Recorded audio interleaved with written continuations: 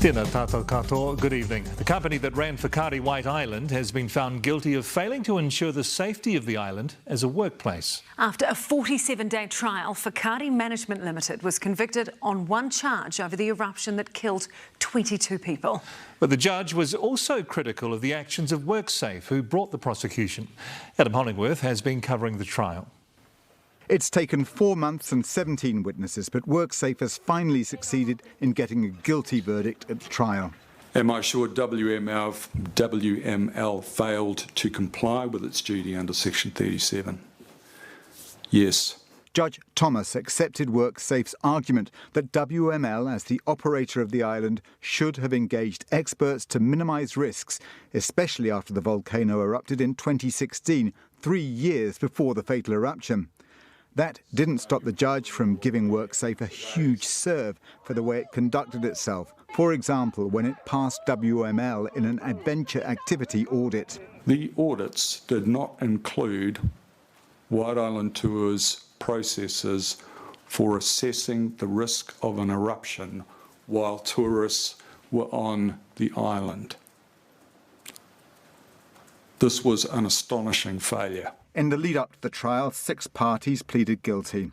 White Island Tours, which had exclusive rights to take tourists by boat, admitted 2 charges. In-Flight Charters, a scenic flight operator, had no tourists on the island when it erupted, but still pleaded guilty and has been fined. 3 helicopter companies and volcanic alert agency GNS pleaded guilty to 1 charge over its dealings with helicopter companies before the eruption.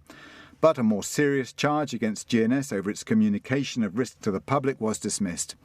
Charges against the emergency management agency NEMA were also dropped. Then, during the trial, the owners, the Buttle brothers, had charges dismissed, along with 2 booking agents, leaving just 2 remaining charges against the owner's company, Whakaari Management Limited.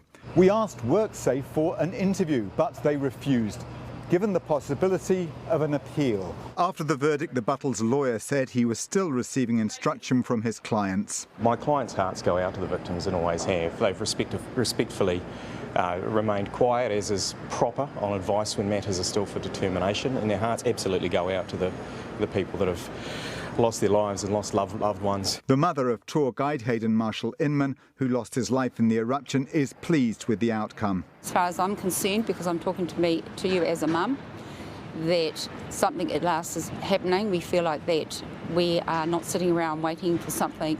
We've had an answer today, which means we can move forward, that we know that Whakaari has spoken. Sentencing takes place in February. Well, Adam's with us now. Kia ora, Adam. What penalties could Whakaari Management Limited face at sentencing? The maximum fine that they could face is actually just $1.5 million. We asked their lawyer, James Kearney, whether the Buttles could afford that. He replied that he couldn't comment. Mike. Adam, tēnā koe.